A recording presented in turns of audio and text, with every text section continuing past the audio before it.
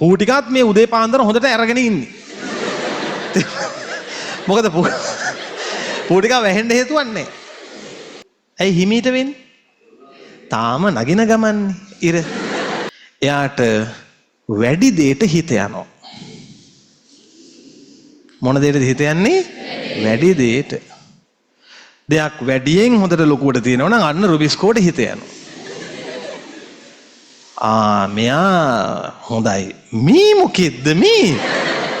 පොඩ්ඩයි තියෙන. දැන් මට කියන්න දැන්. ඔක්සිජන් ඉන්නවා අම්මා. හැම තැනම නංගේ කියාගෙන හැම තැනම ඉන්නවා. හරි. බලන්න ඔක්සිජන්. ඔක්සිජන් දැක්කා. අයියා කිව්වා ගියා. මේ රුබිස්කෝ කියන එන්සයිමය ඔහොම තිබ්බට බලන්න. ඔහොම තිබ්බට මෙයා නිකන් ඔය ඉන්නෝ වගේ නෙමෙයි. පොඩි දෙපිට කාට්ටු පොඩි වෙනම ලයින් එකකින් ඉන්න කෙනෙක්. රුබිස්කෝ කියන්නේ එමේ හිතන මට්ටමේ පේන චරිතෙ නෙමෙයි. ඇතුලේ තියෙන පොඩි දෙබිඩි කේස් එකක්. අහගන්න මේ වැදගත් බඩක් කියන්න යන්නේ බලගන්න. හරි. ඔන්න මේ රුබිස්කෝට සිද්ධ වෙන දේ. ආද මේ පැත බලමට කියන්නේ. ඔන්න ළමයි ප්‍රභා සංශ්ලේෂණය වෙන්න මොන වායුවද හැදෙන්නේ? ආලෝක ප්‍රතික්‍රියාවෙන් එන්නේ මොන වායුවද? O2. අඳුරු ප්‍රතික්‍රියාවට ඕන මොන වායුවද? CO2. ප්‍රභා සංශ්ලේෂණය වෙන්න මොන වායුව අඳුරු ප්‍රතික්‍රියාවෙන් උරා ගන්නවද? කාබන් ඩයොක්සයිඩ් උරා ගන්නවා. මොන වායුව හැදෙනවද? O2 හැදෙනවා. එහෙනම් මට කියන්න මොන වායුව අඩු වේද මොන වායුව වැඩි වේද? කාබන් ඩයොක්සයිඩ් අඩු වී නකේස් එක. ඔන්න මේ මල්ලි වැඩි. දැන් මල්ලි උදේම ගැන හිතන්න. උදේ හිමිදිරි පාන්දර.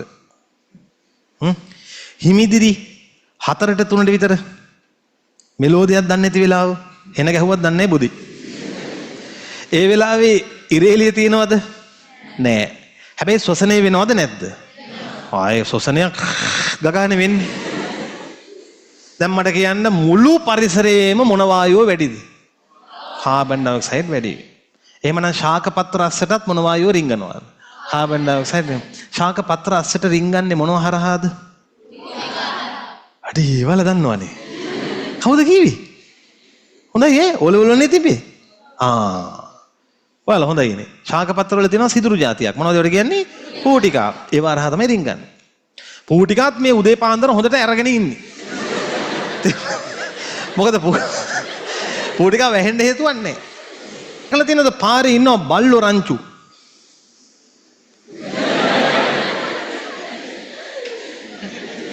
දැකලා තියෙනවා. අනිවාර්යෙන් දැකලා තියෙයි අපේ බලු වැඩත් කරලා ඇති. බලු වැඩ. බයිසිකලේ ඒ මැද්දෙන් ධාවනය කරලා ඇති. උදව් කිරීමේ චේතනාවෙන් ගහලා කොහොම හරි උන් දෙන්නව යවන්න නැති. අනේ මොනවද මේ වෙලා තියෙන්නේ කියලා. හරි? ලොකු පොල්ලතු වගේ දේවල් මැද්දට අතහැරලා ඇති.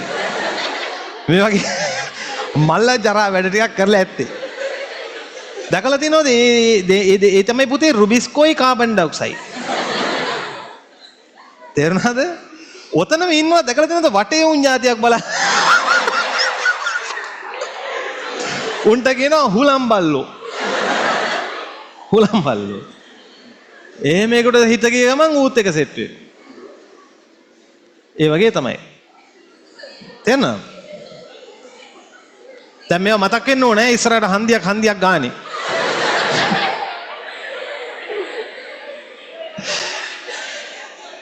රයිට් මේ බදවන්න ළමයි ඉවර වෙන්න යන්නේ.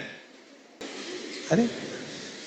එතකොට මේ අහන්න ඇත්ත කතාව මේ පූටිකා අරගෙනත් නෙමෙයි ඉන්නේ වැහැලා තියෙන මගේ හිමීට කියන්න පස්සේ හරි. එතකොට මේ මගේ හිමීට කියන්නම්. දැන් උන පූටිකා හරහා යනවා. අවුලක් නැහැනේ. පත්‍රයේ කාබන් ඩයොක්සයිඩ් වලින් පිරීලා තියෙන්නේ. මෙන්න සූර්යයා නැගගෙන එනවා උඩට. හරි? කීයට වගේද? කීයට වගේද? 6:00ට වගේ සූර්යයා දැන් නැගගෙන එනවා මෙන්න. දැන් පරිසරයට මොනවද වැටෙන්නේ? ඉරේලිය වැටෙනවා. ෂණිකව ක්‍රියාත්මක වෙලා මොන සංශ්ලේෂණය පටන් ගන්නවද? ඒකේ මොන ප්‍රතික්‍රියාවද පටන් ගන්නෙ? ආලෝක ප්‍රතික්‍රියාව. ඔන්න ආලෝක ප්‍රතික්‍රියාව වැඩ කරන්න පටන් ගන්නවා. දැන් අම්බාණක් මේ වෙලාව මොන වායුවද තියෙන්නේ? Carbon dioxide. බැලුවත කාබන් ඩයොක්සයිඩ්. ආලෝක ප්‍රතික්‍රියාව මෙන්න දැන් හිමීට වෙන්නේ. ඇයි හිමීට වෙන්නේ? තාම නගින ගමන්නේ ඉර. ආලෝකය ගොඩයිද පොඩ්ඩයිද? පොඩ්ඩයි. එතකොට ආලෝකයේ පොඩ්ඩක් නිසා ප්‍රභා සංශ්ලේෂණයේ ආලෝක ප්‍රතික්‍රියාව වෙන්නේ ගොඩක්ද හිමීටද? හිමීට.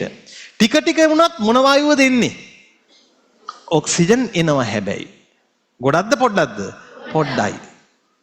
දැන් මෙන්න ඉර කෙලින් වෙනවා ඕන්න. දැන් ඔන්න 10යි 11යි ඔන්න මේ වගේ දැන්. දැන් මට කියන්න. ඉර එළිය හොඳට වැටෙනවද නැද්ද?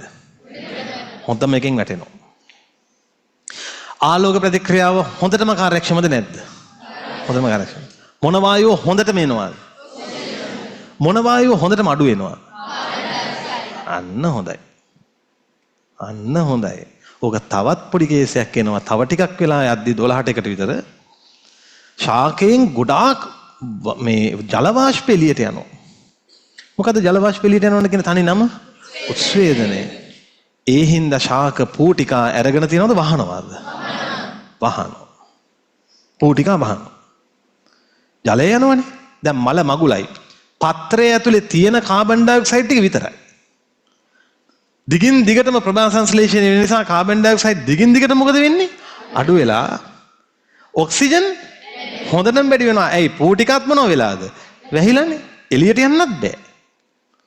පත්‍රය තුල කාබන් ඩයොක්සයිඩ් හොඳටම අඩු වී ඔක්සිජන් හොඳටම වැඩි වෙන වෙලාවක් එනවා. අන්න ඒ වෙලාවේ මෙන්න මේ එන්සයිමය පොඩි ජරා සීන් එකක් කරනවා. රුබිස්කෝ මේ වෙලාවේ RUBP සමග මොන වායුව සමගද ප්‍රතික්‍රියා කර කර ඉන්නේ? රුබිස්කෝගේ පුරුද්දක් තියෙනවා. එයාට වැඩි දෙයට හිත යනවා. මොන දෙයටද හිත යන්නේ? වැඩි දෙයට. දෙයක් වැඩියෙන් හොඳට ලොකුවට තියෙනවා නම් අන්න රුබිස්කෝට හිත යනවා. මෙයා හොඳයි. මේ මොකෙද්ද මේ? පොඩ්ඩයි තියෙන. දැන් මට කියන්න දැන් රුබිස්කෝට දවල්ට හිතෙන එක මට කියන්න. මේ කවුද? ඇයි හේතුව කවුද ඉන්නේ දැන් හොඳට? ඔක්සිජන් ඉන්නවා අම්මා. හැම තැනම නංගේ කියාගෙන හැම තැනම ඉන්නවා. හරි. බලන්න ඔක්සිජන්. රුබිස්කෝට වැඩි දෙයට හිත යනවා. ඔන්න ඔක අදින මතක තියාගන්න ඕන. මොන දෙයටද හිත යන්නේ? දැන් රුබිස්කෝ බලු වැඩේ පටන් ගන්න යන්නේ. හරි? මෙන්න O2.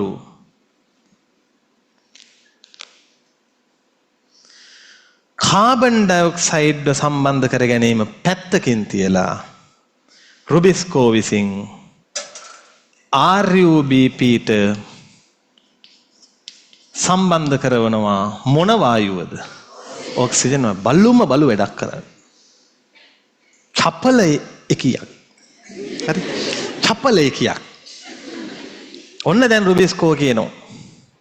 කාබන් ඩයොක්සයිඩ් කවුද මේ බලන්නකෝ ඔක්සිජන්. ෂේප් එකේ 3PG හදනවා. මෙන්න මෙහෙට. හරි? මේ වෙලාවේ රුබිස්කෝගේ නම වෙනස් වෙනවා. වාසකම් පා වෙනස් කරනවා ගෑණි. මොකද්ද? ඔක්සිජනේස්. හැබැයි රුබිස්කෝ කියන්නේ මොන වගේ ගෑණියක්ද කියලා තේරුම් ගන්න තිබ්බ වාසකම දිහා බලලා. තේරුම් ගන්න තිබ්බ කාබන් ඩයොක්සයිඩ්. උත් ඉතින් මේ නෑ. තේරුම් ගත්තේ නෑ. කාබොක්සිලේස් ප්‍රතික්‍රියාව කරමින් හිටියා. ඔක්සිජන් දැක්කා. අයියා කිව ගියා. ඔක්සිජන් එක දැන් සෙට් වෙනවා මේ. ඔන්න සීන් එක. මේක උනේ රෑද දවල්ද? 6න්. දවල්. පුරුද්දට රෑ කියන්න එපා. මේක වෙන්නේ කොහේ වෙලාද? 6න් කියන්නේ දවල්. මේක වෙන්නේ දවල්. ඒකෙම වෙන්න හේතුව කියන්න මට හයියෙන්. ඔන්න දැන් රෑ වෙනවා ටික ටික. රෑ වෙනවා කියන්නේ ටික ටික ඉර අඩු වෙගෙන යනවා. දැන් ටික ටික මොන වායු අඩු වෙනවද? ඔක්සිජන් අඩු වෙලා මොන වායුව වැඩි වෙනවද? රුබිස්කෝ ආය අනිත් පැත්ත ගහනවනේ. ආය මේකට පේනවා අරු හොඳයි වගේ. ඊට පස්සේ ඔක්සිජනේස් ප්‍රතික්‍රියාව නවත්තලා මොන ප්‍රතික්‍රියාවට සෙට් වෙනවද? අන්න රයිට්. එහෙමනම් මට කියන්න ඔක්සිජනේස් ප්‍රතික්‍රියාවට කවුරු නිෂේධකයක්ද? කාබන් ඩයොක්සයිඩ් නිෂේධකයා. කාබොක්සිලේස් ප්‍රතික්‍රියාවට ඔක්සිජන් නිෂේධකයක්. ඔක්සිජනේස් ප්‍රතික්‍රියාවට ඊට පස්සේ අනිත් පැත්ත ගන්නවනේ අර කියපු කටින්ම. අනේ අයියේ මගේ පපුවේ හිලක් කියනවා යනවා. අන්න ඒ වගේ සීන් එකක් තියෙනවා. තේරුණාද?